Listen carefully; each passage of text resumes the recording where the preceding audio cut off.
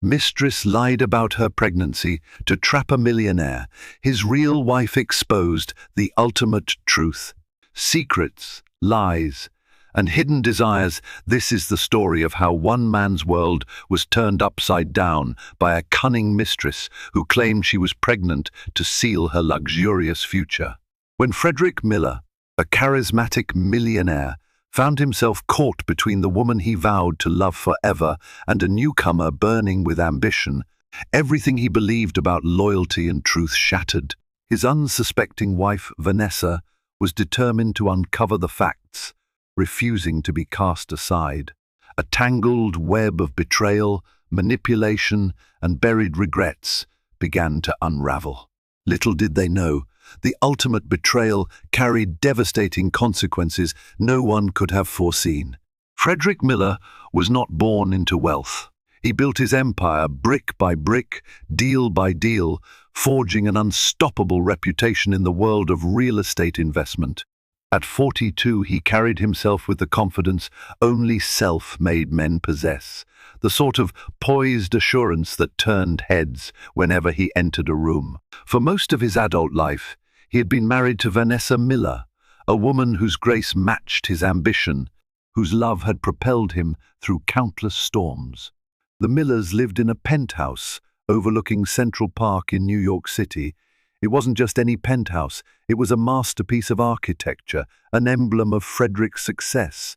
When guests stepped into that lavish space on the 67th floor of an upscale building, they gazed in awe at the panoramic views of the city that never slept. The living room boasted floor-to-ceiling windows, and by day, it allowed the sunlight to wash across every inch of handcrafted teak floors. By night, it presented the dazzling skyline that had lured so many dreamers to Manhattan. Vanessa adored their life together. She had been an active partner in many of his real estate ventures. Warm-hearted, witty, and compassionate, she not only accompanied Frederick to high-stake investor meetings and extravagant galas, but was also the rock that grounded him. She was a pillar of the philanthropic community, heading charity events to help the homeless, raising funds for children's hospitals, and ensuring she used the couple's resources for good. With her presence, Frederick was not just a wealthy man, he was a respected figure who showed up for philanthropic causes across the city.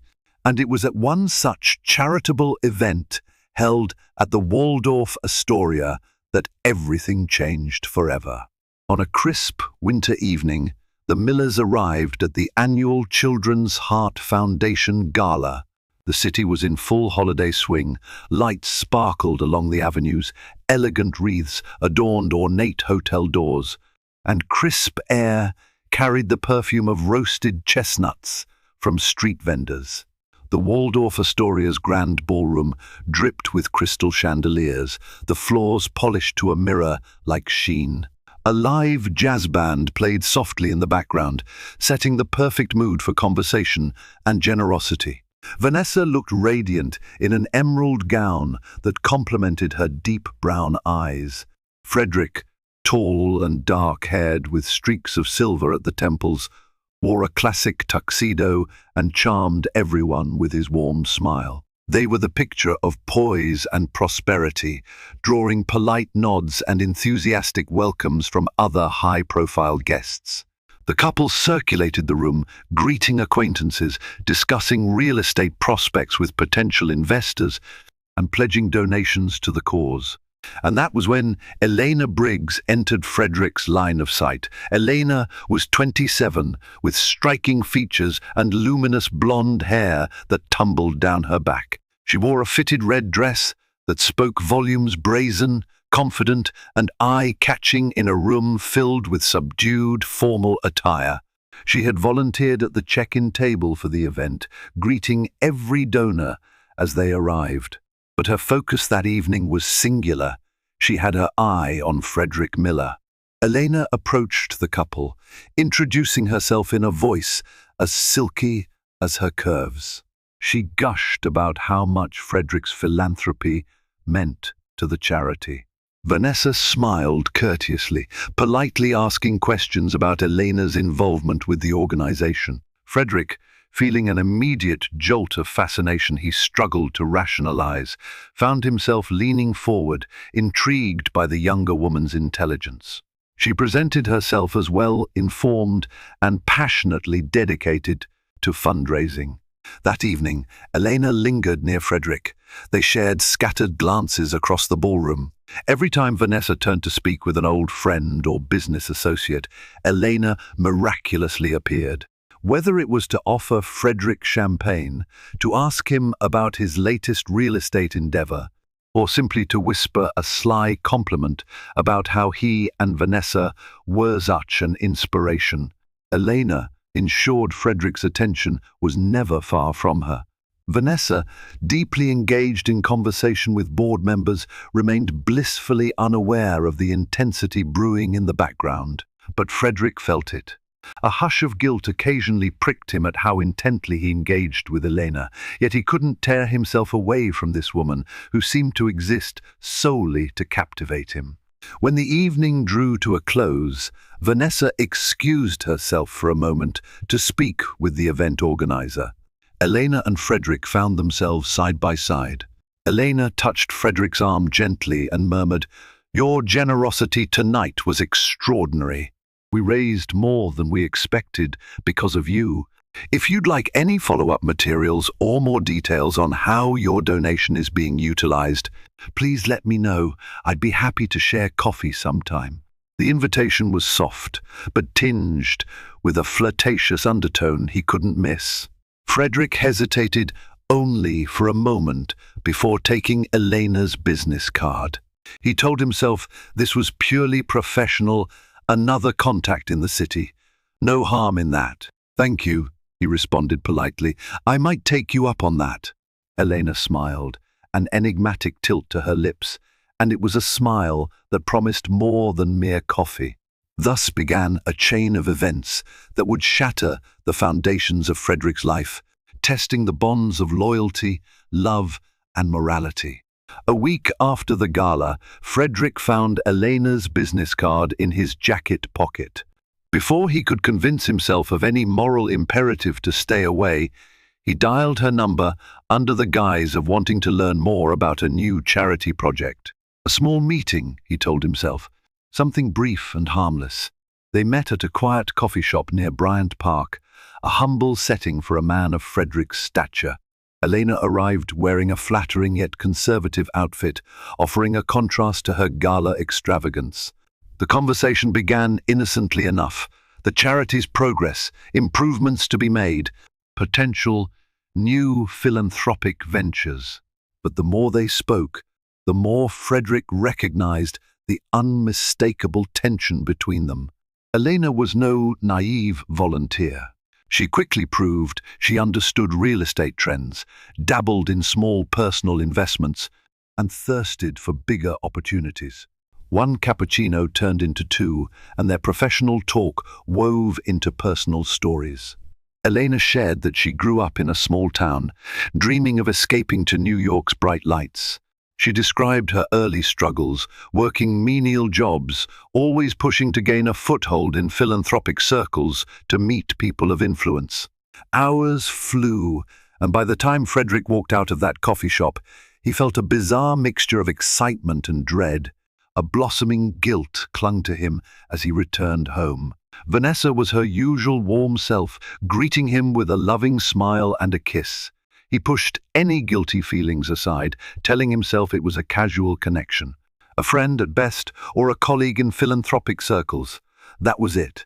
But Elena had lit a spark that refused to be extinguished. A few days later, he invited her to an upcoming real estate seminar where he was a keynote speaker. He rationalized it as giving her an opportunity to expand her knowledge. She arrived, taking a seat in the third row, beaming up at him like a devoted admirer. After the seminar ended, they shared a late dinner. It was during that dinner that the lines between them shifted irrevocably. In a corner booth at an upscale bistro, Elena placed her hand on Frederick's. She spoke in a low voice, sweet as honey, I'm so grateful for your mentorship, Frederick. Not just professionally, you've shown me a world I never knew. Her eyes shone with what looked like genuine admiration. I feel so alive when I'm with you, she added. Frederick's heart thundered in his chest. He could almost see the ring on his finger glinting in accusation, but there was something so enticing, so powerfully magnetic about Elena. She made him feel young and invigorated, like the unstoppable dreamer he had once been. He knew he was on the edge of a slippery slope, yet he still took her hand, giving it a subtle squeeze. What started as a gentle squeeze turned into a clandestine affair in the coming weeks, shrouded in deceit and stolen glances, fueled by adrenaline and the sense of escaping the constraints of his predictable life. Frederick convinced himself that it was harmless as long as no one else knew, and Elena, sensing the power shift in her favor, played the part of his most ardent devotee. She was generous with praise, relentless in her flattery, and seemed to worship every step he took. Still, even as the affair grew, Frederick continued to keep up appearances at home. He remained the attentive husband, engaging in philanthropic events with Vanessa, and showing up to society fundraisers. If Vanessa suspected anything, she gave no indication. She appeared content and proud of their partnership, never dreaming that while she slept, her husband's phone would buzz with late-night messages from another woman. Elena was a skilled manipulator. She recognized that Frederick was not only wealthy, but also possessed a conscience. He felt pangs of guilt for betraying Vanessa, and this guilt made him susceptible, hungry for reassurance that he was still a good man, that perhaps in some twisted reality he deserved a measure of happiness Elena provided. So Elena crafted a narrative.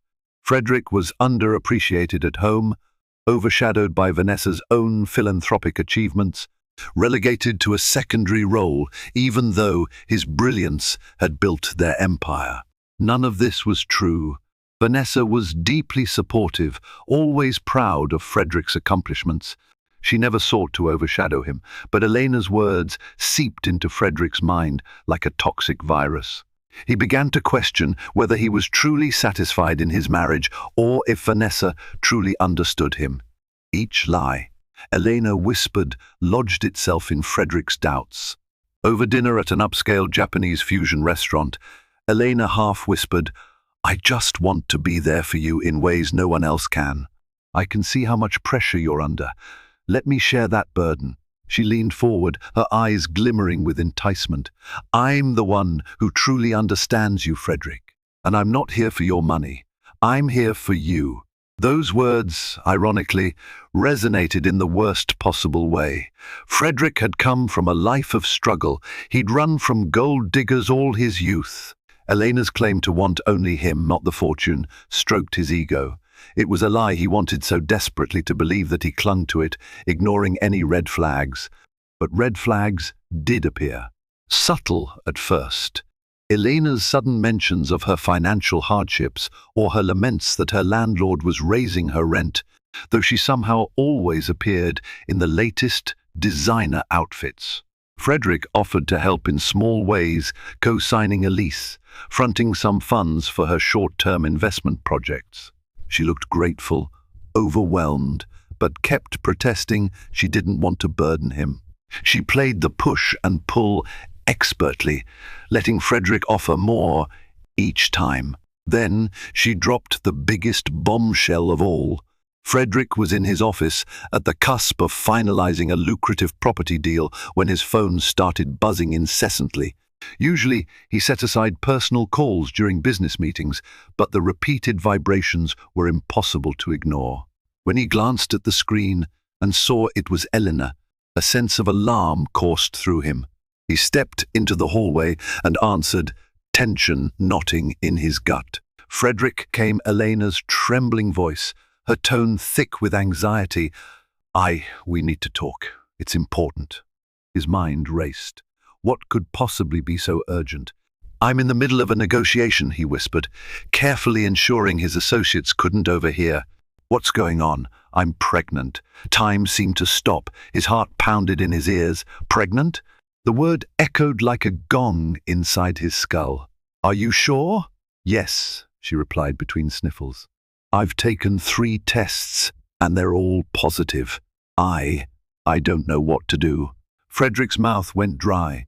A swirl of emotions overcame him. Fear, guilt, panic, and beneath it all, a fleeting wave of excitement that unsettled him. But any elation was overshadowed by a sinking dread. He was married. How would Vanessa react? How would the world react? Frederick, Elena's quivering voice cut through his cacophony of thoughts. Please, the first so scared. I can't do this alone. The rest of that day rushed by in a haze.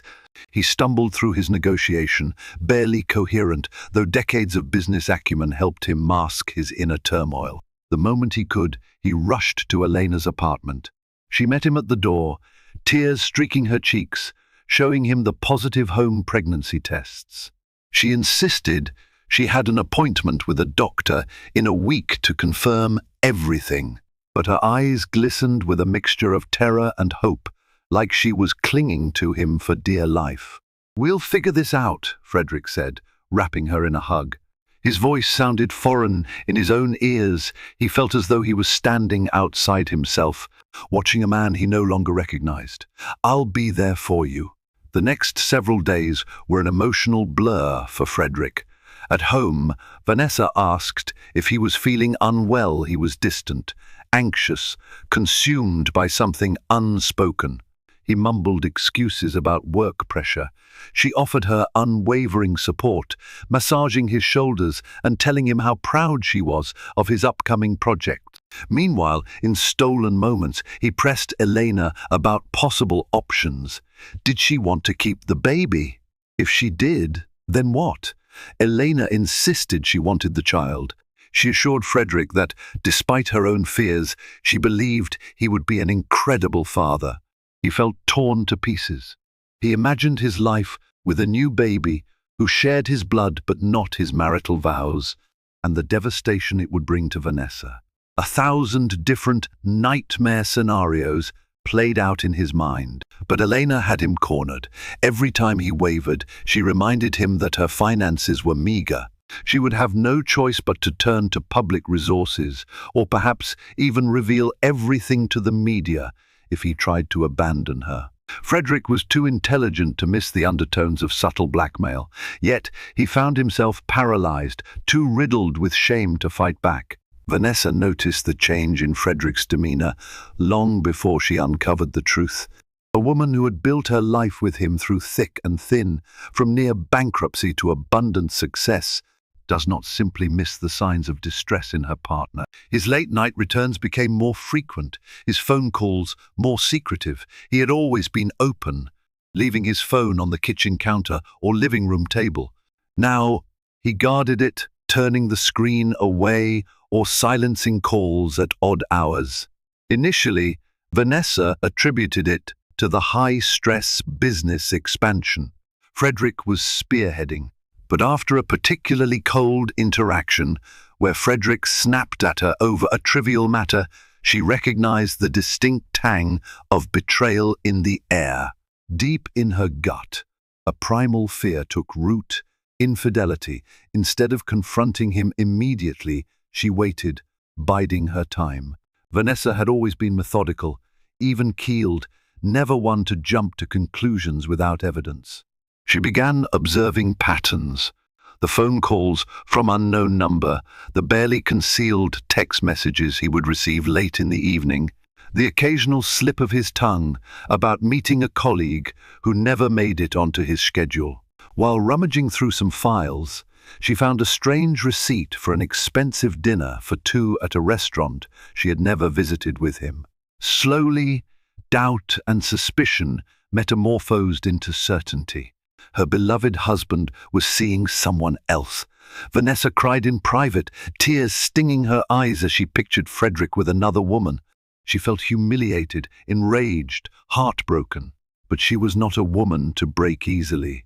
She decided she needed proof. She considered hiring a private investigator, an extraordinary measure that once would have felt unthinkable. But her heartbreak and the ever-growing suspicion overshadowed any moral reservations. If Frederick was truly betraying her, she needed the truth in black and white. She discreetly contacted an investigative firm recommended by a friend in the philanthropic circuit. They specialized in high-profile marital disputes, ensuring confidentiality. Within days, the detective assigned to her case began trailing Frederick, and it did not take long for them to spot him meeting a slender blonde woman in a quiet, upscale bar. A camera caught them in various stages of embrace, confirming Vanessa's worst fears. When Vanessa reviewed the photos and read the detective's detailed report, heartbreak and fury warred within her. Her first instinct was to confront Frederick, to scream, cry, and demand an explanation. But the detective's parting words haunted her. "Something about this woman is off, Miss S. Miller. She seems too practiced. My guess is she's not in this for love." Vanessa's logical mind took hold. She decided to wait, to dig deeper. She wanted the full scope of this woman's motives. She collected more information: Elena's name, background, her previous employment, even some rumored relationships. And a disturbing pattern emerged. Elena had a history of seeking out affluent men, forging short-lived relationships that often ended with threats or hush money. Sick to her core, Vanessa recognized that her husband had fallen for a cunning manipulator, just as the detective had suggested. Yet, there was one piece of intel she didn't see coming: the rumor that Elena was claiming to be pregnant. Heart-pounding, Vanessa tried to confirm. The detective couldn't procure an official medical record, but there were whispers among Elena's acquaintances that she had boasted about snagging a golden ticket by hooking a millionaire and faking a pregnancy scare. Vanessa's vision blurred with tears as she absorbed this possibility. How far had Frederick gone with this affair? And was he aware of Elena's alleged scheme?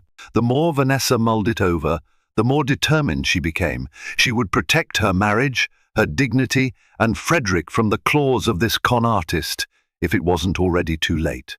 Elena recognized that, despite the power she seemed to wield by claiming she was pregnant, her position was precarious. She understood that Frederick's guilt would either keep him by her side or drive him to desperation. To maintain her hold on him, she had to be relentless, carefully orchestrating every conversation, every plea for help. It wasn't merely about the money, though her extravagant lifestyle depended heavily on Frederick's secret payments. It was also about validation and revenge against a world that had never afforded her the comforts she believed she deserved. Late one afternoon, Elena waited anxiously in the tastefully decorated apartment that Frederick had leased in her name, a place she had insisted upon, citing the stress of pregnancy and her need for a calmer environment. The apartment itself was proof of Frederick's growing entanglement: plush furniture, expensive artwork, and even a well-stocked refrigerator filled with imported groceries. She had convinced him it would be best for the baby if she could live somewhere peaceful, away from the noise and clutter of her previous residence. Frederick had agreed, transferring yet more funds to cover rent and upkeep. Each day, Elena found new ways to ensure he never forgot his so-called obligations. If she sensed Frederick pulling away or hesitating, she would launch into stories of morning sickness, dizzy spells, or sudden bouts of fatigue. She called at odd hours, sometimes in tears, to report imagined emergencies like mild spotting or phantom cramps. When he arrived, anxious and breathless, she would calm him, whispering that his presence was all she needed to feel safe again. Thus, she transformed his guilt into a sense of paternal duty, tying him to her whims. Frederick, for his part, was trapped in a relentless cycle of dread.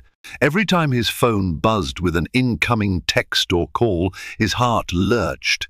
It could be Elena asking for another injection of cash or leveling subtle threats. Or it could be Vanessa, his wife, wondering about his whereabouts.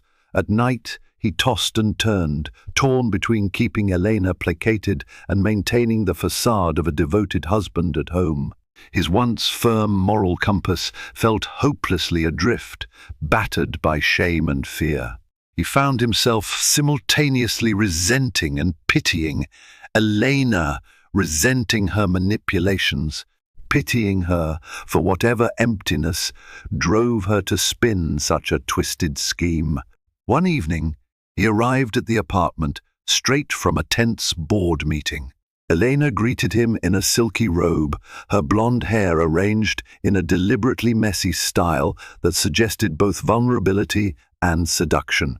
The lights in the living room were dimmed, casting a gentle glow over the space. A sense of unease rippled through Frederick as he stepped inside, aware of how easily he could lose control of the situation. Elena cast him a small, tremulous smile. "I've been waiting," she murmured, her hand fluttering to her abdomen as though cradling a precious secret. "You never texted me back about the ultrasound appointment. Don't you care about our baby's health?" Frederick's stomach twisted. He had been avoiding the topic, quietly hoping he could put it off until he found a better strategy, until he discovered how to confront the truth he was beginning to suspect, that something about this pregnancy felt off. Yet whenever he doubted her, he reminded himself of his own culpability. He had slept with her, encouraged her affections. Could he blame her for wanting security? "Elena," he began, voice tight, "I'm not trying to avoid you, but you have to understand, I can't just walk away from Vanessa, from my commitments. People talk. If I vanish every evening or show up to medical appointments out of the blue, she'll become suspicious." He sighed, forcing himself to maintain calm. "I need more time." Elena's eyes narrowed, the flicker of bitterness behind them impossible to miss. "Time?" she echoed, pressing her palm against the curve of her belly. "A baby doesn't wait for you to be ready, Frederick. You either step up or—" She paused, and her expression turned icy. "Or I'll have to find someone else who can help me through this. I might even have to go public."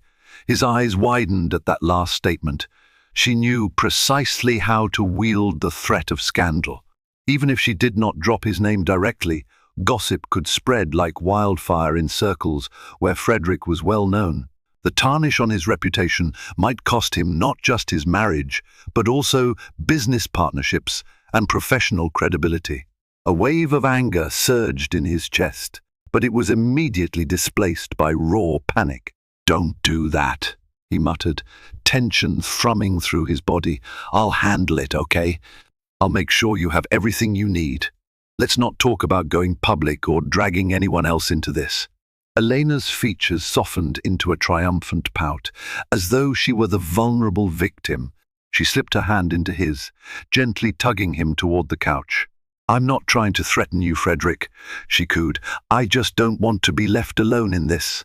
It's your baby, too." Swallowing hard, he let her guide him, sinking into the plush cushions. Her perfume enveloped him, heady and sweet, and he felt the undeniable weight of her expectation. He remembered Vanessa waiting at home, Vanessa, who had once given up her own career ambitions to support his real estate ventures, the woman who believed in him even when no one else did. He pictured her face, radiant with devotion, never suspecting how badly he had broken their vows. "Trust me," Elena said softly, brushing a strand of hair away from her face.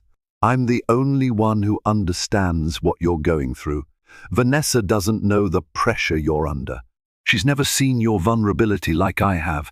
Let me be here for you." Frederick stared at her, flooded with a profound sense of revulsion at what he was doing, and at the same time overcome by a paralyzing fear of losing everything if he dared to cut her off. His phone buzzed in his pocket, probably another message from home, but he ignored it, torn between the life he had built and the tangled mess he had created. And so Elena's hold on Frederick deepened. Every doubt he voiced, every attempt he made to disentangle himself, was met with renewed pleas, reminders, or outright threats. She took pains to appear as a fragile mother to be in need of saving, even as she subtly tightened the financial and emotional rope around his neck. As the weeks crept by, Frederick's guilt-driven compliance only fueled Elena's confidence that her scheme was working and that, should he ever waver, she still had one final, devastating trump card, the public fallout he dreaded above all else. Vanessa, armed with her detective's report, decided one night that she'd had enough. She had spent weeks managing the pain, letting Frederick think she was unaware, gathering more evidence, formulating a plan. But when he came home late again, smelling faintly of perfume that wasn't hers, a quiet wrath took over. She confronted him in the kitchen. "Frederick," she said softly, placing her hands on the marble countertop as though for support. "Who is Elena Briggs?" Frederick froze. For a split second he considered lying, feigning ignorance. But the stoic resolve in Vanessa's eyes told him that she already knew. He swallowed hard, his heart hammering in his chest. He began, but words evaded him. Vanessa pressed forward, tears glistening in her eyes. "She's the woman you've been seeing, isn't she?" Her voice trembled with a mix of fury and heartbreak. "The one you're paying, the one you're hiding carrying your child?" His eyes snapped to hers, a wave of nausea flipping his stomach. How do you know?" Vanessa's breath caught. So it was all true. Her heartbreak momentarily overwhelmed her. Anger, betrayal, agony, they all roiled together. She closed her eyes, steadying herself, tears sliding down her cheeks. "I hired a private investigator," she said bluntly. "I know more than you think." Frederick stared at her, shame constricting his throat. He tried to reach out, but she recoiled. "Please, let me explain," he pleaded, voice ragged. "It just happened. I never meant to—" "You never meant to?" she echoed, her tears giving way to a burning resentment. "You slept with this woman, spent our money on her, and now she claims to be having your baby. So don't tell me it just happened." He bowed his head, remorse searing him from the inside. "I was weak," he managed. "I know I don't deserve your forgiveness." For a long, painful moment, they stood in silence. Finally, Vanessa asked, "Is she really pregnant?" "Yes," he rasped, though an odd feeling of uncertainty clouded his mind. Elena had never shown him a legitimate doctor's report, only the tests she'd done at home, and a vague mention of an upcoming appointment. "She says she is." Vanessa inhaled sharply. "Have you been to any doctor's appointment with her?" A flicker of confusion darted across Frederick's features. "Not yet, but I'm planning on going." Vanessa nodded once, resolute. "We're going together. I want to see the medical confirmation with my own eyes." He opened his mouth to argue, but the implacable fire in Vanessa's gaze silenced him. Though he was terrified of Elena's reaction, he found a strange sense of relief. Maybe this was for the best. A chance to confirm the truth.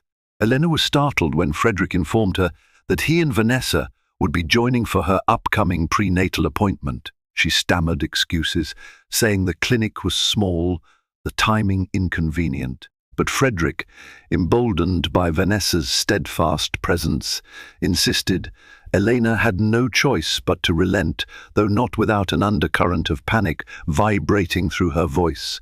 The day arrived under a grey sky. The three of them stood awkwardly in the clinic's modest waiting room. Elena clung to Frederick's arm, trying to display ownership. Vanessa stood a little apart, quiet, her jaw set. Other pregnant women sat flipping through magazines, some with supportive partners, some alone. The tension between the trio was palpable. When Elena's name was called, she led them to an examination room. The doctor, a pleasant woman in her mid-50s, frowned slightly at the unusual gathering, but proceeded with professional courtesy. She asked Elena routine questions about her symptoms, her medical history, her last, menstrual period.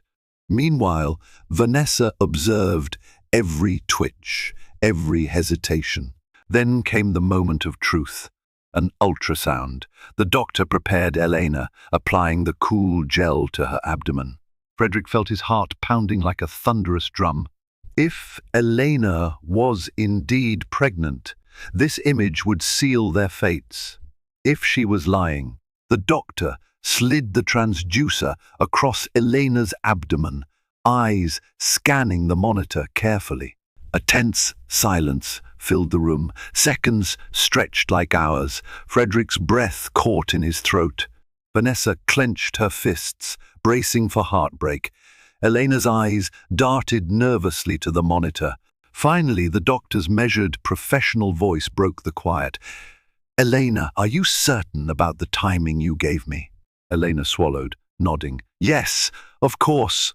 The doctor angled the monitor so that Elena, Frederick, and Vanessa could see. The screen showed the grainy image of an empty uterus, no fetal sac, no heartbeat, nothing. "I'm not seeing any sign of a pregnancy," the doctor said gently. "We should run some blood tests, but based on the ultrasound, you are most likely not pregnant at this time." Elena flushed, her face turning ghostly pale before brightening with defensiveness. "This machine must be faulty," she snapped. "I took multiple tests at home. They were positive." The doctor didn't budge. "False positives can happen, but they're rare. Let me run a blood test to confirm. It's the most accurate way." With that, Elena had no escape. She sat upright, tears of frustration welling in her eyes.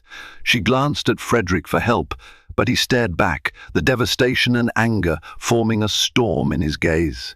Vanessa's voice sliced through the tension. "We'll do the blood test," she said firmly. No more excuses. Later that afternoon, they convened in the doctor's small office to review the blood test results. The tension was as thick as smoke. The doctor folded her hands on the desk, addressing Elena carefully. "Your HCG levels are not elevated. There is no evidence of pregnancy. The verdict was absolute." Elena opened her mouth, then closed it, her complexion ashen. Frederick was livid. He stood, jaw tense, fists clenched at his sides. Vanessa's expression was unreadable, but her voice trembled with barely contained outrage when she spoke. "You lied," she whispered. "How could you do this?"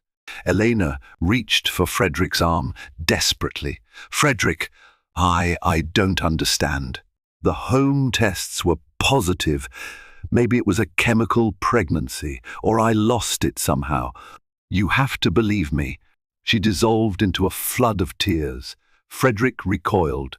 For the first time, he saw her tears for what they were: manipulation. He felt fury clawing at his insides, but also a staggering sense of relief. "Stop lying," he growled. "You never showed me a doctor's report. You never let me be there for any earlier appointments. All this time, you just took my money, told me you couldn't work, that you needed a new place to live, and it was all based on a lie." Elena's tears took on a shrill pitch. "But I love you. I only did it because I was afraid of losing you, of losing the security." "Security," Vanessa cut in icily. "There it is. You wanted money and status. You almost tore our lives apart for greed." Elena trembled, glaring at Vanessa. In that moment, the gentleness she'd tried to show Frederick gave way to seething resentment. She knew she had lost. She attempted a final card. "Frederick, are you really going to believe her over me? After all we've shared?" Frederick inhaled sharply, decades of moral conflict swirling through his mind. He turned to Vanessa, whose pain was evident in her teary eyes. Despite everything, she had come here for him, to reveal the truth. He looked back at Elena, seeing clearly for the first time the manipulative web of deceit. "I was a fool to believe you," he said quietly. "Don't ever contact me again." Elena's face contorted with rage and desperation. She opened her mouth, but no words came out. Instead, she let out a strangled sob and fled from the office, leaving a suffocating silence in her wake. Frederick found Vanessa in the hallway after Elena's dramatic exit, leaning against the wall, face buried in her hands. Guilt surged through him. He gently touched her shoulder.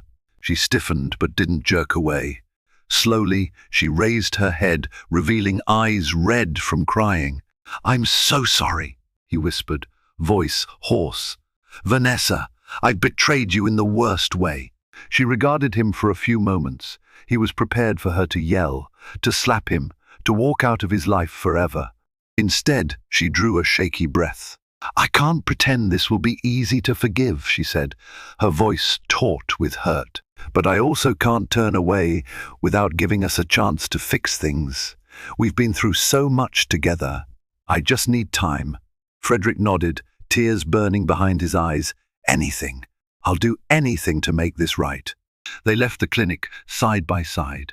No comforting arms looped around each other, no easy conversation.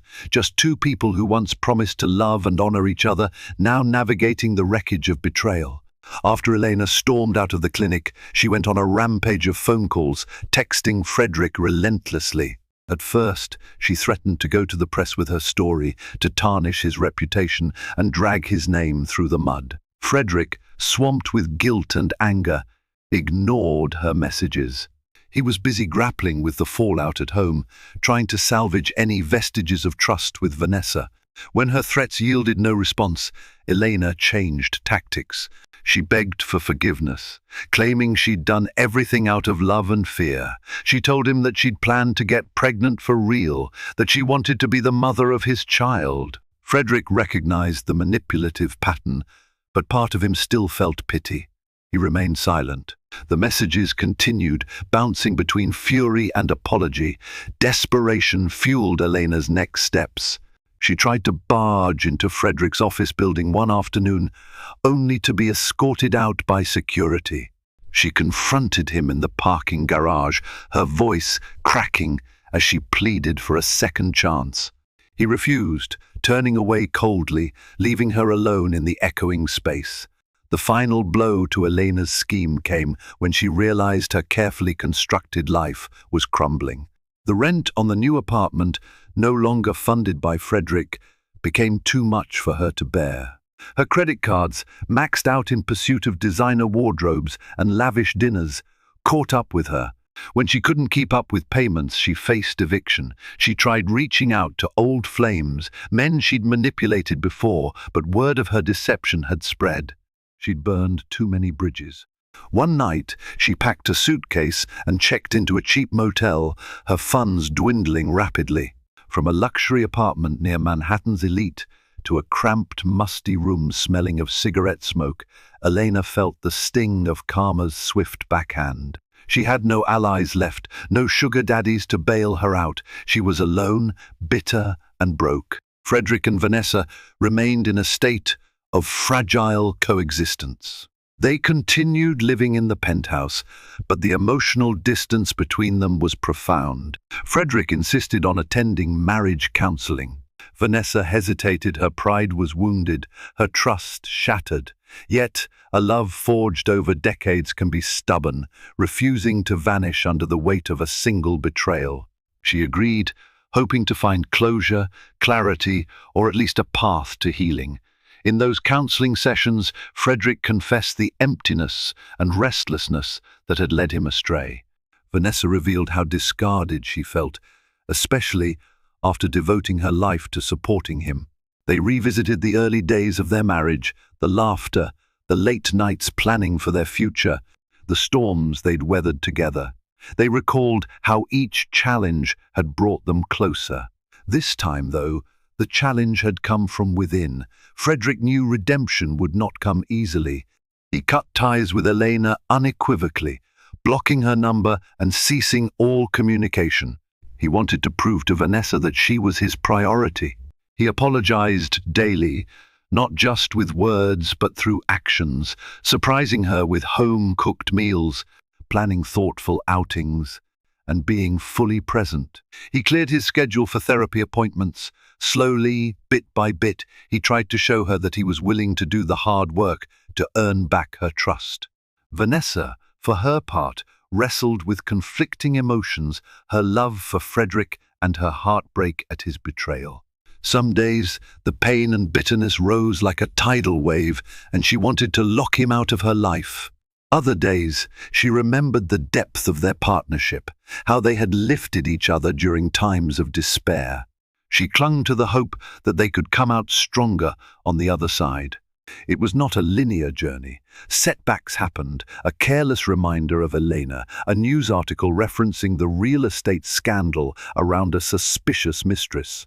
Each time, it ripped open the wound, but they learned to lean on each other, to share their fears and regrets openly. Without honesty, there was no path forward.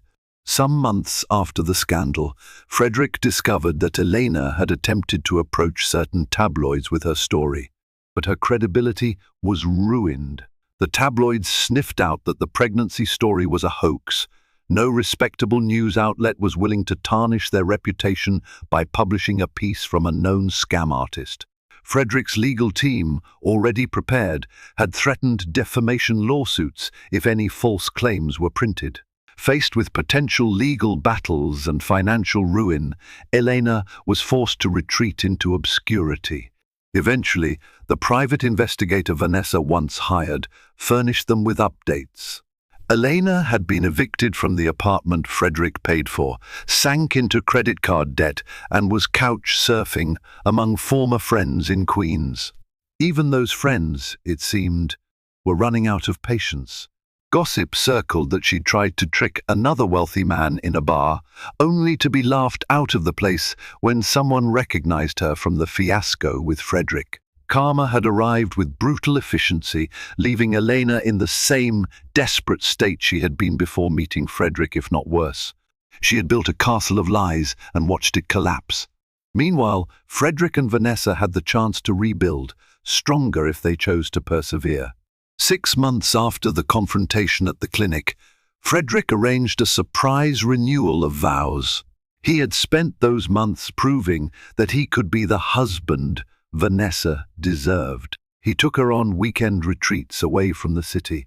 They devoted more time to philanthropic causes together, and he made certain her voice was heard in every major life decision moving forward. Vanessa was hesitant at first when he proposed the vow renewal, uncertain if it was merely a grand gesture. But his consistent sincerity reassured her. He wanted to reaffirm their commitment in the presence of close friends and family, to symbolically bury the memory of deceit and begin anew. On a warm summer evening, in the gardens of a close friend's estate in the Hamptons, they stood facing each other amidst twinkling fairy lights. Vanessa wore an ivory sheath dress, understated yet elegant. Frederick donned a tailored suit, looking both nervous and hopeful.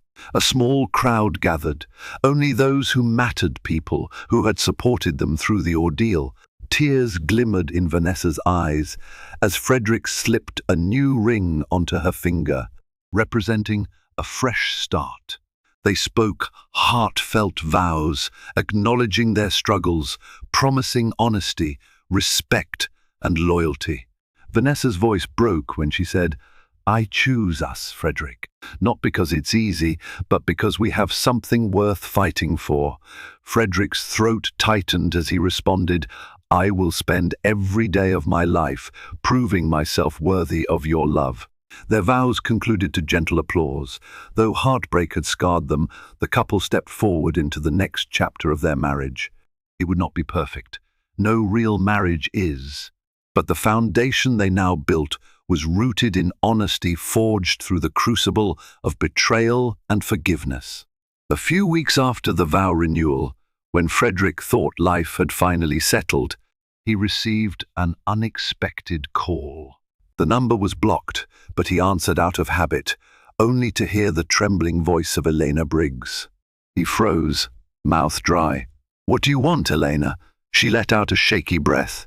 I'm in trouble, Frederick. Money trouble. I'm about to be on the streets. No one else will help me. Frederick's heart pounded with anger. What makes you think I will? She whimpered. Because we had something. Even if you hate me now, I'm desperate. I'll do anything you ask. Just please help me. I'm begging you. He closed his eyes, recalling how he once felt pity for her. But that pity had nearly cost him his marriage, his integrity, and his peace of mind. He remembered the heartbreak she inflicted, the lies, the manipulations, the blackmail. The memory stung, but so did a flicker of compassion. Yet he couldn't ignore what she had done to Vanessa, to them. Resolute, he hardened his tone. Elena, you destroyed your own life with your lies. You used me, threatened my family. I owe you nothing. He paused, letting the silence weigh heavy. Don't ever contact me again. He hung up, breathing unevenly, the final chapter of that toxic liaison sealed. She tried calling back multiple times, but he blocked the number, determined to preserve the sanctity of the life. He was rebuilding with Vanessa. It was an echo of the consequences Elena brought upon herself. Her manipulative web had finally strangled her. Time passed, and with each day, Frederick and Vanessa found a steadier rhythm. They learned to communicate more openly, to express frustrations before they festered, to celebrate each other's successes wholeheartedly. Therapy sessions became less frequent, transitioning from crisis management to building a healthier dynamic. Though the memories of the affair haunted them, they managed to transform the pain into lessons. They realized they'd allowed their once vibrant connection to slip into complacency. Frederick recognized his vulnerability to outside praise when he felt undervalued in his marriage, a problem he could have avoided by communicating his feelings. Vanessa acknowledged she sometimes gave so much to philanthropic causes that she forgot to nurture the personal bond with her husband. Their shared accountability sparked a renewal of closeness they hadn't felt in years. Professionally, Frederick's real estate empire continued to flourish. He handled his affairs with renewed integrity, determined never to let personal failings bleed into business decisions again. Vanessa expanded her philanthropic efforts, often collaborating with Frederick to ensure their giving was aligned and purposeful. They became a beloved power couple in New York once more, radiating a renewed unity that society watchers noticed and admired. Meanwhile, Elena's fate remained uncertain, but occasional rumors hinted at her continued struggles. She bounced from one short-lived arrangement to another, never regaining the stability she craved. It was the ultimate lesson in how deceit can devour a life, leaving nothing but regret. The Millers, however, refused to let that dark chapter define them. Their marriage was not perfect, no union ever is, but it became stronger in the broken places. Like a bone that heals and becomes more resilient at the fracture site. They moved forward together, hand in hand, living proof that love can endure when nurtured with honesty, respect, and forgiveness. Betrayal, heartbreak, and manipulation tore Frederick and Vanessa Miller's world apart. Yet through resilience, honesty, and forgiveness, they seized a second chance at building something even stronger. Their story reminds us that no marriage, no matter how solid, can withstand secrecy, and no deception can hide forever from the light of truth. Elena Briggs's grand scheme collapsed under the weight of her lies, serving as a stark warning of how greed and manipulation often backfire in the most devastating ways. In the end, love prevailed for those who chose transparency over illusion. Thank you for joining us on this intense journey of twists, turns, and lessons learned. If you found value in this dramatic tale, please like, share, and subscribe to our channel. Your support helps us continue creating stories that inspire and caution, reminding us all to treasure what truly matters in life. Stay tuned for more riveting drama and life lessons. Pregnant wife catches millionaire on vacation with mistress. The ending is unbelievable. You will not believe what happens when a young, unsuspecting wife, pregnant and hopelessly in love, discovers her wealthy husband's secret getaway with a breathtakingly beautiful mistress. It's the kind of story that defies explanation. A millionaire who can afford to hide his tracks, a loyal wife who risks everything to uncover the truth, and a mistress who thinks she's got it all. As tensions rise and hearts break, you'll see betrayal, redemption, and jaw-dropping twists that seem too wild to be real. Stay tuned, because this saga will challenge every assumption you've ever had about love, loyalty, and the price of deception. Michelle Brown stood in the center of her immaculately designed living room, a faint tremor in her hands as she stroked the curve of her pregnant belly. The sun poured in through the panoramic windows, illuminating the plush couches, the sleek marble floors, and the tasteful decor that she had painstakingly chosen with her husband, Stephen Brown. Everything about their penthouse screamed success and style, the kind of success that often arrived alongside the relentless gossip and unwelcome scrutiny of the ultra-rich. And yet, for Michelle, it was just home. It was supposed to be the safe place where she could start the next chapter of her life, a chapter that included motherhood and the promise of a strong family bond. Even as she tried to maintain her composure, Michelle's thoughts swirled. She had caught wind of rumors that her husband, the charismatic millionaire entrepreneur Stephen Brown, had been seen boarding a private jet to an exotic location with a woman who wasn't her. At first, she dismissed it as nothing more than idle chatter from the tabloids or jealous acquaintances who thrived on stirring trouble among the wealthy.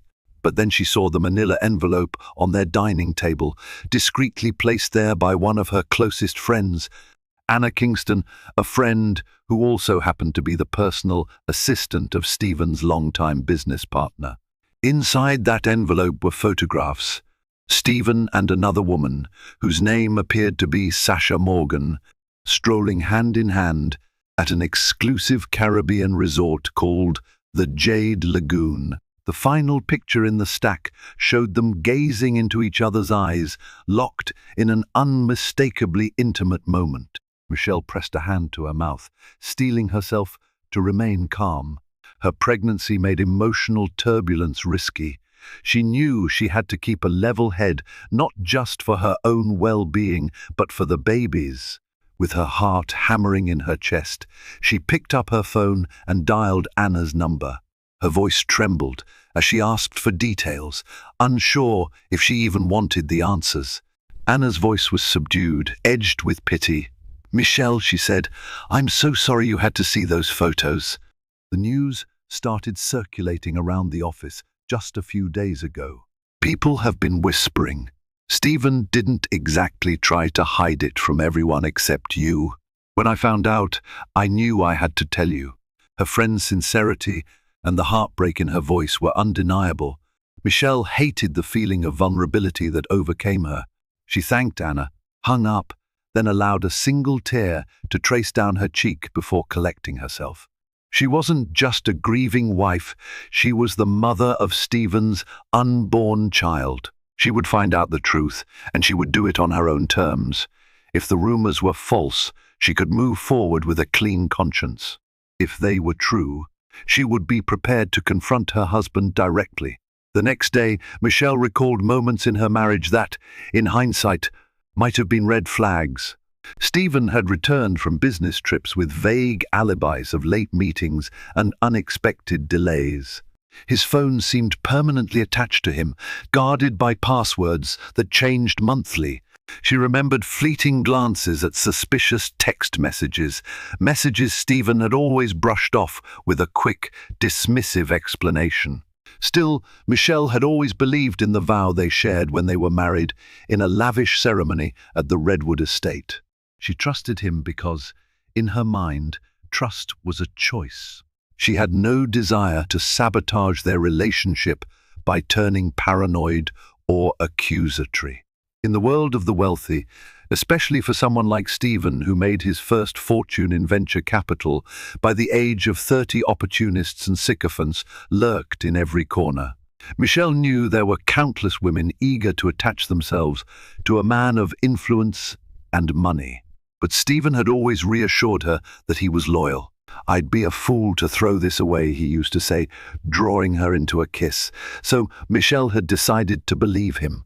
Now, standing in the middle of a living room that felt far emptier than it had the day before, she realized she needed more than reassurance. She needed proof. She had to see everything with her own eyes. Gathering her courage, she made a plan to confront Stephen on neutral ground, away from the household staff and the looming presence of the city's paparazzi. She dialed his personal assistant's number, a woman named Claire Henderson, to ask about his schedule. Predictably, Claire informed her that Stephen was away on a business retreat in the Caribbean. Michelle asked if she could join him there, and Claire hemmed and hawed, eventually feigning ignorance. That alone was enough to confirm Michelle's suspicions. She decided to contact an old acquaintance, Lucas Grant, a seasoned private investigator known for his discretion. Lucas had helped one of Michelle's close friends navigate a messy divorce from a similarly unfaithful partner. He came highly recommended, though his services were notoriously expensive. But if there was anything Michelle had, it was money, and a burning desire for the truth. She wouldn't have batted an eye at spending a fortune to protect her child's future. When Lucas arrived at the penthouse, he was the epitome of professionalism: crisp suit, well-trimmed beard, and a firm handshake. He took a seat on the sofa, his posture perfectly erect, conveying his unwavering focus. Michelle explained her situation, her voice heavy with tension. Lucas listened intently, jotting down notes in a small leather-bound notebook. By the time she finished, tears hovered in the corners of her eyes, but her voice was resolute. "I need to know everything," she told him, "and I'm prepared to go there myself." Lucas raised an eyebrow. "Michelle, that might be risky," he said. "Given your condition, traveling might not be easy." She cupped her pregnant belly protectively. "I'll do whatever it takes. My baby deserves the truth, deserves a father who is honest. If he's not honest, I need to know what steps to take for our future." Lucas nodded, respecting her resolve. He promised to conduct preliminary surveillance, gather details, and prepare the ground for her arrival, if that was what she truly wanted. But as Michelle lay in bed that night, her mind swarming with apprehension, it wasn't just about a cheating husband. It was about betrayal, deception, and the heart-wrenching possibility that the man she had built her life with was someone she no longer knew. Days later, Michelle got the call she had been dreading. Lucas's voice was calm yet grave. "I'm at the Jade Lagoon. I've confirmed that Stephen is indeed here with a woman named Sasha Morgan. They're registered under an alias, but it's definitely him. I have photos, room logs, the works." Michelle's hands shook, though she tried to remain composed. "I'm coming down." Lucas hesitated. "Are you sure? It might be tough on you, physically and emotionally. This place isn't exactly a quick trip away. It's a secluded resort on a private island." Michelle's voice was firm. "Book me a flight, Lucas. I'll handle the rest. I'm not leaving my child's future to speculation." The journey to the Caribbean was longer than Michelle expected, fraught with tension and a swirl of conflicting emotions. She kept her departure a secret from everyone except Anna, whom she trusted implicitly. Anna helped her arrange a private plane. Being the friend of an heiress had its advantages. During the flight, Michelle stared out the window at cotton candy clouds drifting below. She recalled the early days of her relationship with Stephen, how charming he had been, how he'd built her trust brick by brick until she believed nothing could shake it. Now, she felt each of those bricks crumbling under the weight of what she had discovered. Upon landing at a small airstrip near the Jade Lagoon, Michelle was met by Lucas, who ushered her into a discreet SUV. "We'll head to a private villa I rented under a false name," he said quietly, his voice tinged with concern. "We need to keep this low-key. Stephen has connections everywhere." Michelle nodded. Her heart pounded in her chest, in sync with each bump in the road as they traversed dense, tropical foliage toward the famed resort. The Jade Lagoon was known for its exclusive clientele and their clandestine affairs. Nobody asked questions here, because everyone came with secrets they preferred kept under wraps. They passed the main entrance, a grand arch of tropical flowers, and a winding driveway lined with towering palm trees. Everything about this place oozed luxury, from the shimmering lagoon at its heart to the discreet staff who were well practiced in giving guests space and privacy. The sun was just setting, painting the sky in warm orange and pink hues. It was paradisiacal, the perfect backdrop for romance or betrayal. Once settled in the rented villa, Lucas spread out a series of photographs and notes on the dining table. Michelle braced herself to look. There was Stephen laughing with Sasha at one of the lagoon's private cabanas. Another shot showed them dancing in what appeared to be a beachfront party, his arms wrapped around her waist. The final image, the one that nearly broke Michelle's heart, depicted Sasha wearing a diamond necklace that Michelle recognized all too well. Stephen had once mentioned wanting to gift it to someone special. Michelle had assumed that someone would be her. She shut her eyes, inhaling deeply to keep her composure. "When is the last time you saw them?" she whispered. "This afternoon," Lucas replied. They'd been spending most of their time around a private bungalow at the far edge of the resort. "I have some audio recordings too, though they're mostly muffled. It's clear they're together in a romantic capacity." A lump formed in Michelle's throat. So it was real. The man she had promised to love forever was in another woman's arms, flaunting their relationship at this lavish haven of hedonism. She opened her eyes, a fierce determination igniting within them. "I want to catch him in the act," she said. "I want him to see me, face to face, so he can't deny what he's done." Lucas hesitated again. "Michelle, the first understand your need for confrontation, but remember your health. This could be dangerous for you and the baby."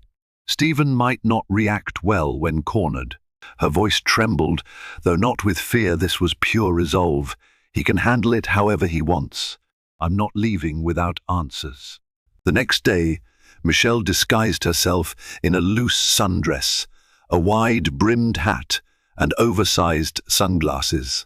Lucas accompanied her as she navigated the resort's pathways, framed by lush greenery and the faint sound of steel drums playing in the background. Her belly was more pronounced now, nearly 6 months along, but the loose fabric helped conceal her pregnancy from passing glances.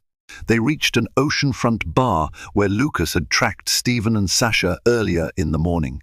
Michelle's heart hammered like a drum. She scanned the crowd, couples sipping cocktails, a group of well-dressed vacationers dancing near a DJ booth, staff weaving through the throng. Then she saw him. Stephen was leaning against the polished mahogany bar, wearing a casual linen shirt that highlighted his athletic frame. Next to him stood a tall, slender brunette in a white bikini cover-up, her long hair cascading down her back like a waterfall. Sasha. Michelle swallowed hard, her palms slick with sweat. There was Stephen, her husband, tilting his head intimately toward Sasha, whispering something that made Sasha laugh and place a hand on his shoulder. The moment was so ordinary yet profoundly earth-shattering. Michelle was torn between rage and despair. She reminded herself she had come here for answers. She moved closer, weaving between guests until she was just a few feet away. Sasha was the first to notice her. The brunette's smile wavered, her eyes darting nervously from Michelle to Stephen. Her expression shifted to confusion, as though she recognized the resemblance in Michelle's features from pictures of the happy couple that had occasionally surfaced in the media. Stephen turned to see what had captured Sasha's attention. When his eyes landed on Michelle's face, his expression morphed from relaxed contentment to sheer astonishment. In that split second, he looked exactly like a man with a guilty conscience caught red-handed. His jaw went slack, eyes wide, and he fumbled with the glass in his hand. "Michelle," he stammered. He looked at her stomach, hidden beneath her dress, but he already knew about her pregnancy. It was impossible not to. "What are you doing here?" She couldn't keep the tremor out of her voice. "I could ask you the same thing." For a moment, the entire world seemed to slow. Sasha glanced at Stephen, searching for cues on how to react, while Stephen stared at Michelle as though she were an apparition. The guests around them continued to laugh and dance, blissfully unaware of the tempest brewing at the bar. Then, a jolt. Stephen reached for Michelle's arm, as if to steer her away from prying eyes. "Let's go somewhere private to talk," he mumbled, voice low and urgent. Sasha, left behind at the bar, looked stricken. Michelle allowed herself to be guided down a secluded pathway lined with tropical flora. Heart pounding, she finally found the words she'd bottled up for days. "I believed in you," she said, her voice filled with hurt. "You told me you were at a business retreat. This is what your business retreat looks like." Stephen struggled to compose himself. "Look, Michelle, it's complicated. You shouldn't have come here in your condition." She flinched. "My condition? You mean being pregnant with your child? Don't you dare use my pregnancy as a smokescreen for your betrayal." Stephen's eyes flickered with shame, or perhaps anger. Michelle couldn't quite tell. He was a master at masking his emotions, a skill that had served him well in high-stakes negotiations. But now, cornered by his own wife, he fumbled. "I never wanted you to find out like this," he began haltingly. "Sasha and I, W.E., met at a charity gala a few months ago. Things just happened." She shook her head in disbelief. "Things don't just happen. You made a choice." Tears burned at the corners of her eyes, but she refused to let them fall. "Was I not enough for you, Stephen? Was our unborn child not enough to keep you loyal?" He opened his mouth, but words failed him. He ran a hand through his hair, exhaling sharply. "I'm sorry," he finally said. "It's just, I've been feeling trapped, pressured. The business, the baby, our lifestyle. I needed an escape." Michelle felt her hand tighten into a fist. "So you chose this escape," she said bitterly. "Look me in the eye and tell me if you love her." Stephen sighed. "It's not about love. It's about wanting something for myself, something that wasn't predetermined by a board meeting or by the demands of a marriage that's always under public scrutiny. You have no idea what it's like to." She slapped him before he could finish. The impact was muted by the cacophony of the nearby ocean waves, but the sting was tangible. "Don't you dare blame me for your actions," she hissed. "You think this marriage was easy for me? I've sacrificed my career, my privacy, my life to stand by your side. And now, when I need you most, you run off with someone else?" Stephen rubbed his cheek, anger mingling with guilt in his eyes. But before he could speak again, Michelle turned on her heel and stormed away, tears finally streaming down her face. She knew the confrontation wasn't over, but she needed space to breathe, to think, and to protect her unborn child from the roiling storm of emotions that threatened to consume her. Michelle spent that night in the rented villa, pacing the floor as Lucas watched from a respectful distance. She tried to eat dinner, but every bite felt like ash in her mouth.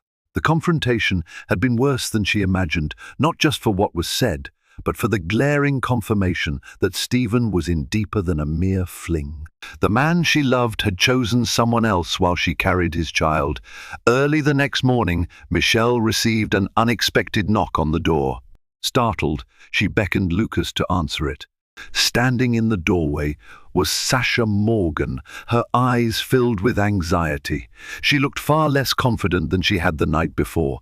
Dressed in a simple sundress, her posture was tense. She asked if she could speak with Michelle alone. Unsure of her motives but too curious to refuse, Michelle stepped onto the villa's veranda, instructing Lucas to remain inside. A slight breeze rustled the palm trees overhead, carrying with it the scent of salt and tropical blooms. Sasha seemed uncertain how to start, fidgeting with the fringe of her dress. Finally she managed, "Michelle, the first one to say, I'm sorry. I didn't know you were pregnant." Michelle's face hardened. "Does it matter? Married is married. You knew he wasn't a free man." Sasha's eyes dropped. "Yes, I did, but Stephen made it sound like your marriage was effectively over. He never mentioned the baby until last night." A wave of conflicting emotions welled up in Michelle's chest. She studied Sasha, seeing not just a mistress, but a woman who had fallen for a polished lie. Or maybe Sasha was lying now. Michelle couldn't be sure. "Why are you here?" she asked, her tone clipped. Sasha hesitated. "Because I need you to know that I'm not here to break your family. I developed real feelings for Stephen, and I thought he felt the same. Now I see how messed up everything is. He lied to you, and he lied to me too." Michelle's voice was icy. "What do you want from me? Forgiveness? Some measure of absolution?" Sasha looked hurt. "No, he's spiraling, Michelle. His business deals are in a precarious state, and he's under a lot of pressure to secure a new round of funding. I think he's cracking under it. He told me he needed an escape, and that's what this was supposed to be. But I see now that this has gone way beyond a fling. It's become destructive for everyone involved." Michelle's nails dug into her palms. So that was Stephen's perspective. She and the baby were burdens, and Sasha was an escape. "If you really cared about not breaking up our family, you wouldn't have come here with him," she said, quietly, with an edge that made Sasha wince. Before Sasha could respond, a thunderous voice shattered the moment. It was Stephen striding onto the veranda, wearing a white shirt that billowed in the morning breeze. His face was contorted with anger and something akin to desperation. He shot Sasha an accusatory glare, then turned to Michelle. "What is this?" he demanded. "Are you two ganging up on me?" Michelle folded her arms protectively over her belly. "You brought all of this on yourself, Stephen. Don't you dare play the victim." Stephen's gaze flickered over Sasha, who looked like she wanted to vanish into thin air. Then he focused on Michelle, seemingly torn between contrition and defiance. "I never intended for this to blow up in my face like this," he said. "But you both decided to have a little meeting behind my back?" Sasha tried to interrupt. "I just wanted to," he cut her off, voice rising. "No, Sasha, you said you'd stay discreet. Now you're dragging Michelle into this. What were you thinking?" A tremor of fear passed through Sasha's eyes. "I'm not dragging anyone. She has a right to know." Stephen looked ready to snap. Michelle could practically see him wrestling with the situation, trying to salvage a sense of control. He pointed at Sasha. "We need to talk alone." Michelle felt her heart tighten. She was about to protest when she saw Sasha's lips compress into a thin line. Sasha appeared genuinely unsettled by Stephen's raging temper. In that moment, Michelle realized something crucial. No matter how strong or resolute Stephen seemed, he was on unstable footing. And it wasn't just about their marriage or the affair. Something deeper was unraveling inside him. "You can talk all you want, Stephen," Michelle said, stepping closer.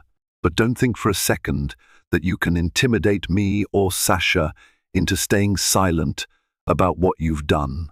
I will protect my child, and if you try to bully me into submission, you'll find out exactly how much I'm capable of fighting back." Sasha's eyes filled with tears.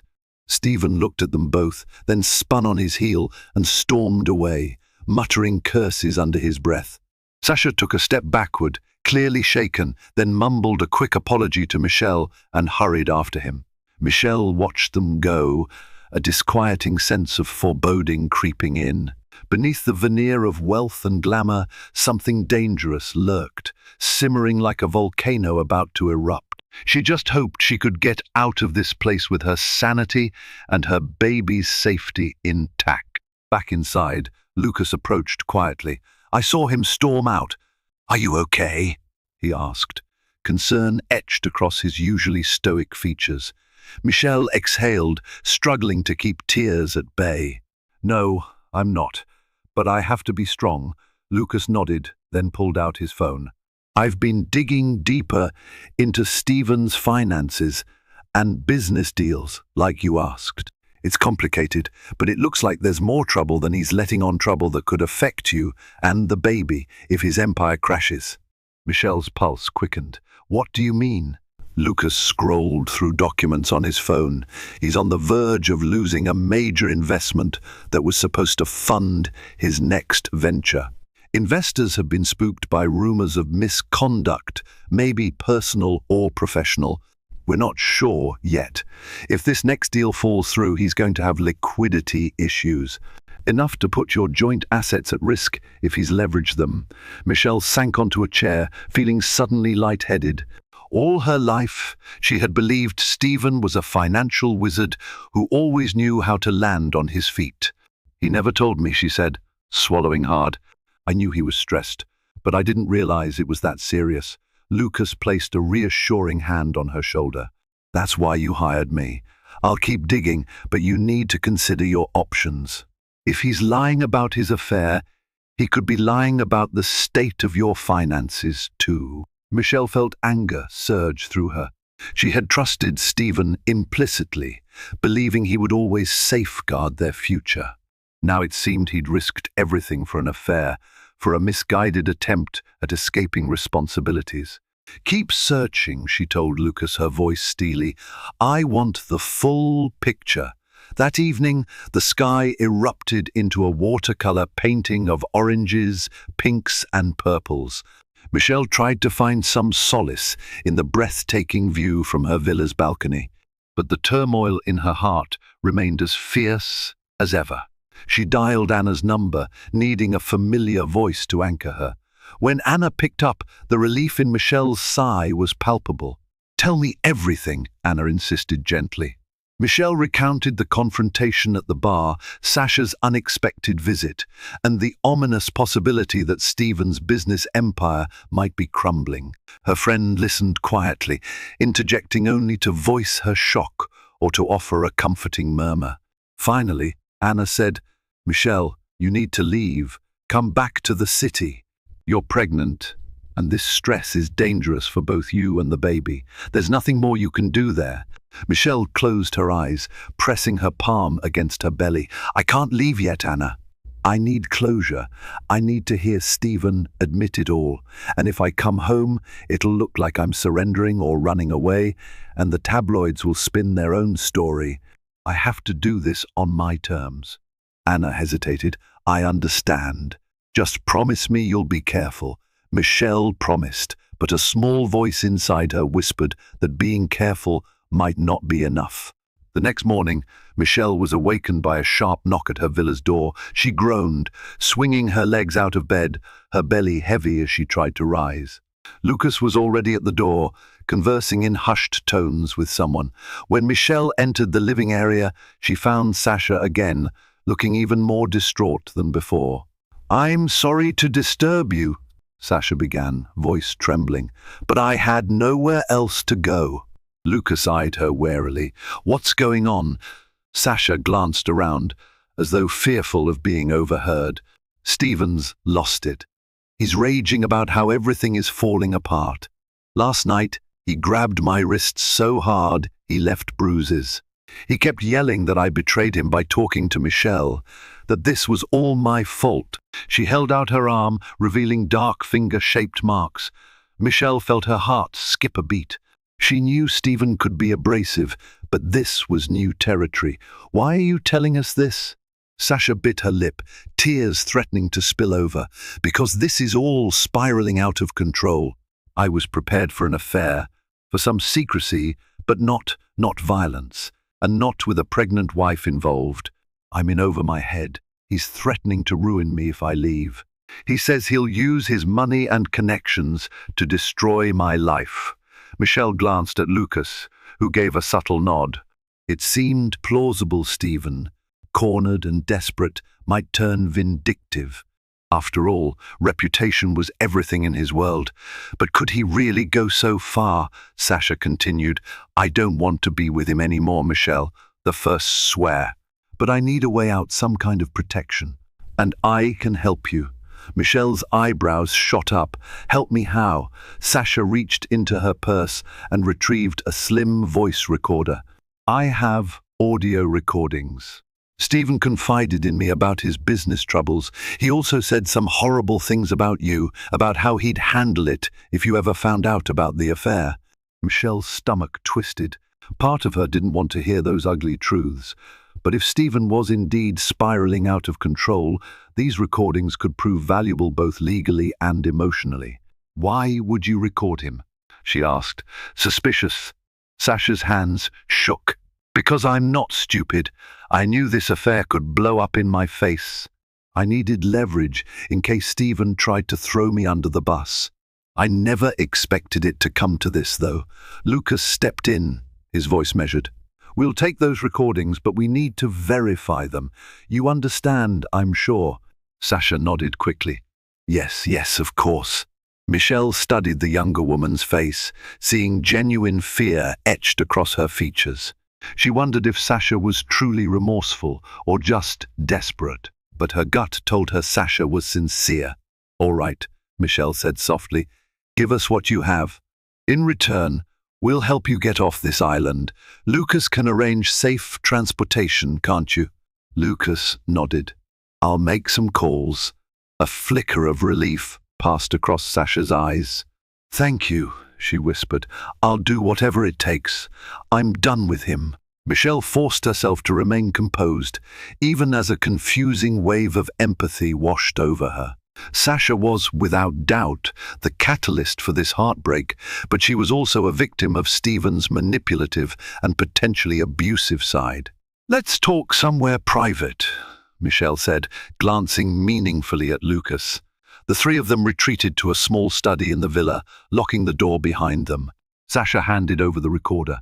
There's also a digital folder on my phone, she said, tapping the device. I'll send it to you. Lucas pulled out a laptop and began transferring the files. Meanwhile, Michelle took a deep breath. Sasha, she said gently, do you know if Stephen has any offshore accounts or hidden assets? Sasha chewed her lip. He never shared all the details, but he did mention something about a shell company in the Caymans.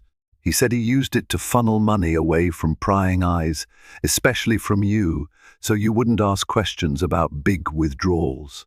Michelle felt her blood run cold. So Stephen was hiding large sums of money, likely to protect himself if things went south. It was one more betrayal, one more secret in a growing list that threatened to drown her. She steeled herself. We need that information. If Lucas can trace the shell company, it might give me some bargaining power, especially if Stephen tries to blackmail me or freeze our shared assets. Sasha nodded quickly, pulling up an email thread on her phone. He used an alias, James Kincaid, for that account. He had me send some documents to that name once. Lucas's eyebrows shot up. Send me whatever you have. This is big. Over the next hour, they combed through files, audio recordings, and messages, unraveling a tangled web of deception.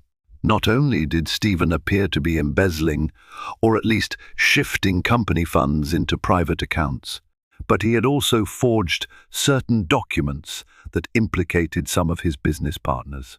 The more they uncovered, the more certain Michelle became that Stephen was in over his head, desperate, dangerous, and trapped by his own machinations. By the time they finished, Michelle felt both vindicated and profoundly sickened. This was the man she married, the father of her unborn child, a man who now stood poised on the brink of financial and moral collapse, capable of hurting anyone who got in his way. She pressed a palm against her belly, silently promising her child that no matter what, she'd protect them from this chaos. Finally, Sasha rose, her expression a mixture of relief and dread. What do I do now? She asked, her voice small. Lucas took charge. I'll book you a private boat to the mainland. From there, You can catch a flight back to the States or anywhere you choose. Lay low for a while, change your number, and stay off social media.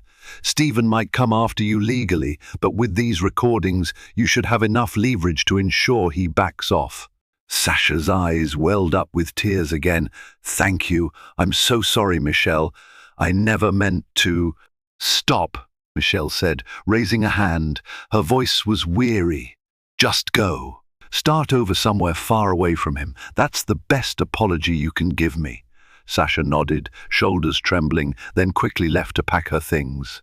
As the door shut behind her, Michelle felt a strange weight lift from her shoulders. One piece of the puzzle was on its way out of her life. But the biggest challenge still remained, confronting Stephen one last time, armed with the truth and the leverage to protect herself and her child. That evening, Michelle received a text from Stephen. We need to talk. Meet me at the lagoon pier at sunset. Alone. She showed it to Lucas, who immediately frowned. It could be dangerous. He's desperate. Michelle's face hardened with determination. I'm going. He won't try anything reckless in a public area. There'll be other guests around. Lucas looked uncertain, but he couldn't dissuade her. Instead, he offered a compromise. I'll keep watch from a distance. If anything goes wrong, I'll intervene. Agreed upon their plan, Michelle found herself at the lagoon pier just as the sun began its descent. Candles lined the railing, casting golden flecks across the water. Soft music drifted in from a nearby beach party, but here it was oddly still. Stephen stood at the far end, leaning against a post, staring into the horizon as if the answers to his problems might be found in the setting sun. Michelle approached, her footsteps echoing on the wooden planks. He turned to face her, his eyes laden with fatigue and turmoil.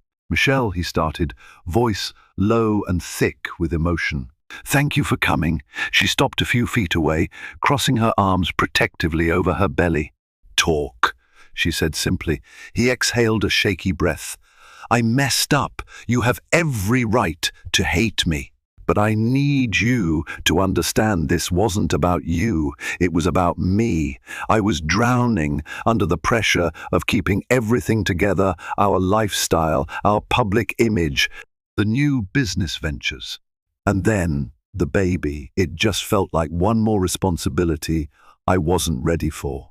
Michelle's jaw tightened, but she forced herself to remain calm. So you thought having an affair, lying to me, and risking your empire was the solution? Stephen raked a hand through his hair. I know, it sounds insane. I guess I was just trying to feel alive again, to escape for a moment, but everything spiraled out of control. She studied him, her heart aching with both rage and a trace of lingering affection. It's more than that. You hid finances from me, set up offshore accounts, and forged business documents. You gambled our future and our child's future on your so-called escape. He blanched. How do you know? Michelle finished, arching an eyebrow. I have recordings, bank statements, messages from Sasha, and the research of a very good private investigator. You're caught, Stephen. He paled visibly, fists clenching at his sides. So, what are you going to do?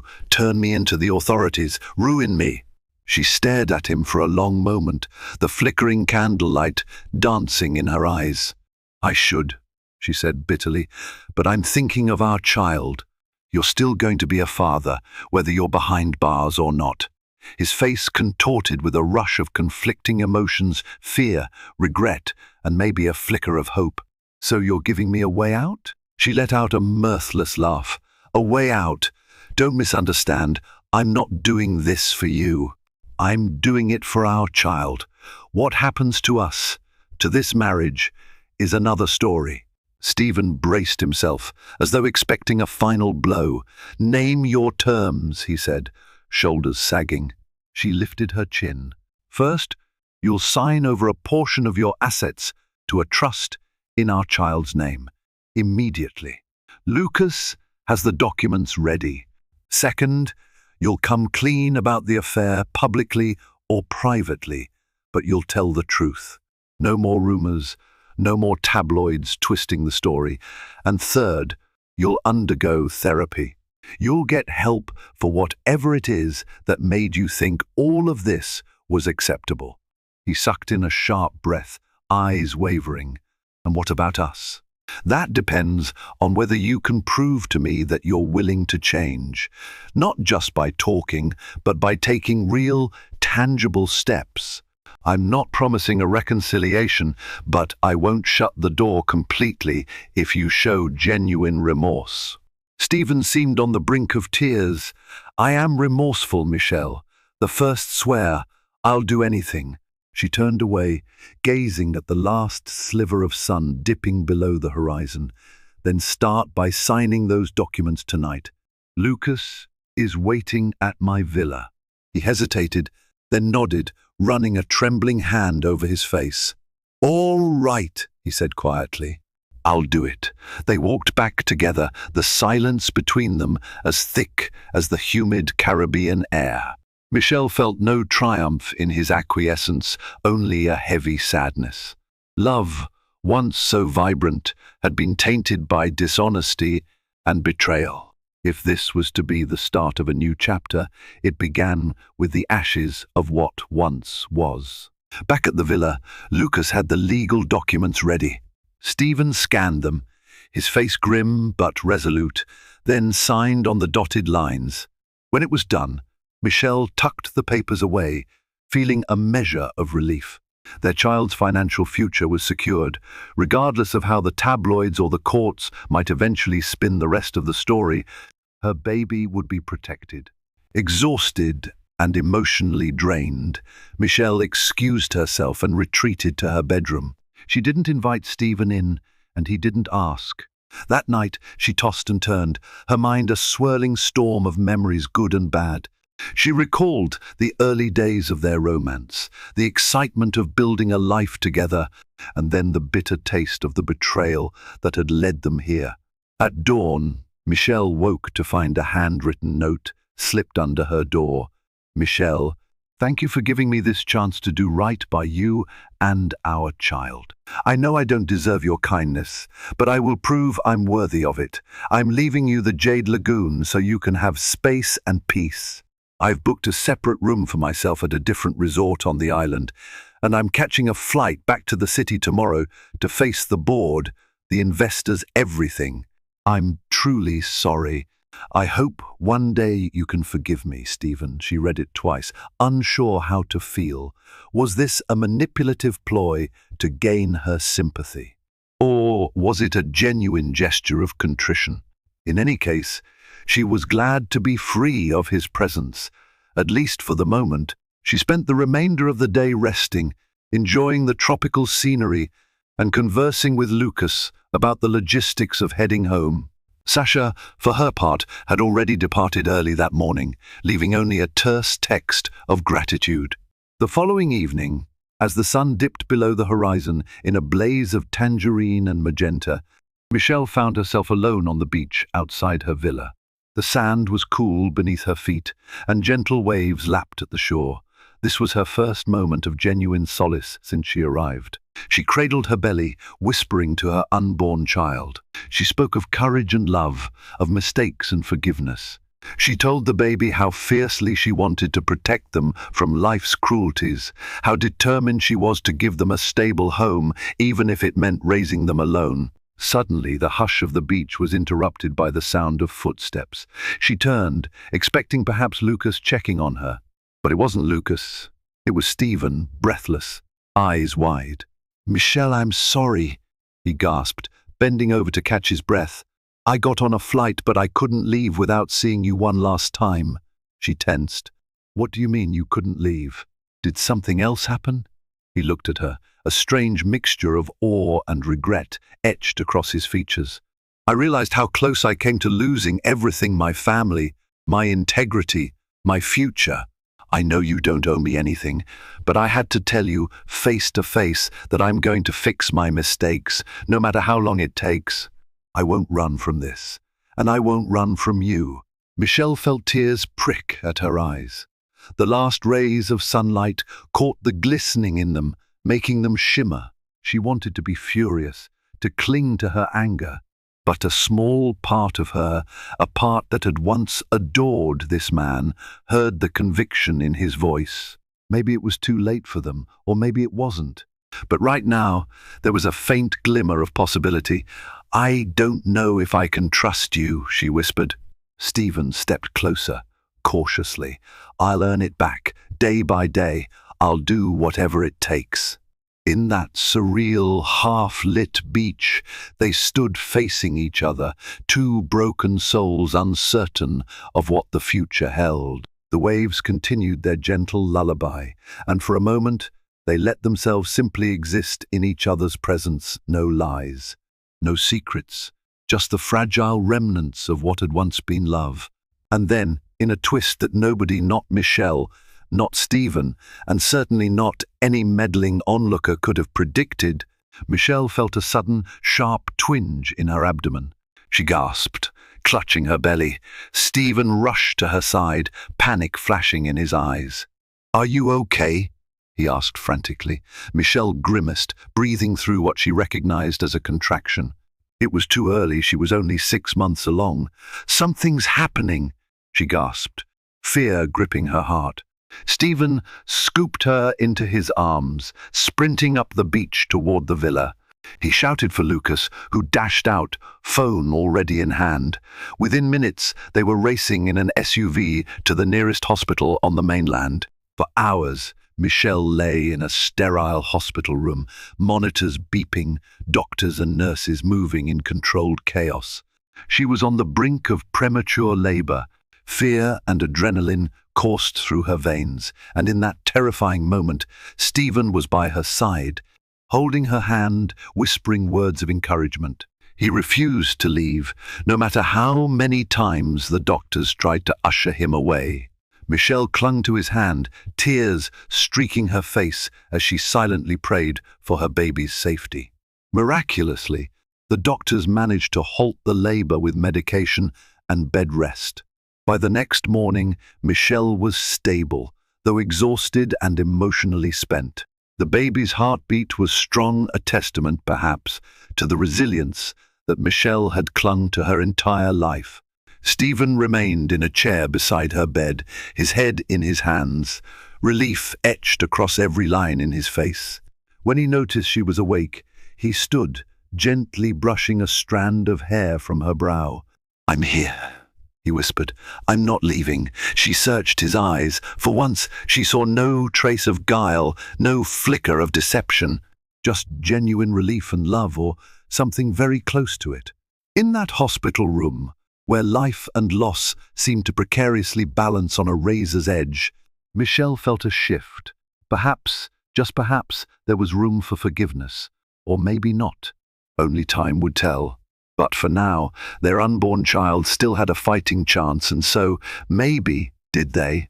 Conclusion, approximately 150 words.